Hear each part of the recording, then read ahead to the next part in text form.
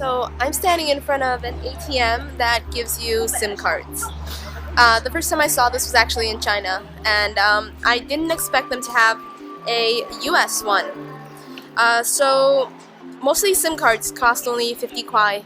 We bought one for Thailand when we went last year, and this year I bought the US one for 180 RMB.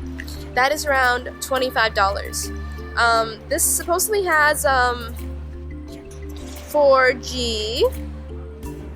It doesn't say that much information on it, but either way, it's great for emergencies, and $25 is $35 less than you pay for a SIM card in the US, which is really hard to do for a tourist.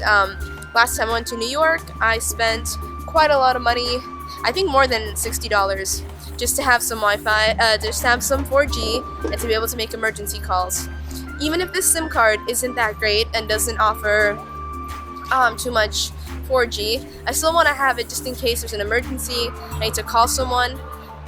I don't even know if my Chinese SIM card will work in the US. So yeah, these ATMs with SIM cards are a great idea, and they really do work. I'll let you know if it works in the US and what exactly it includes, what is offered for the 180 kwai, but I'm sure it'll be great. And I'll let you know more about the details.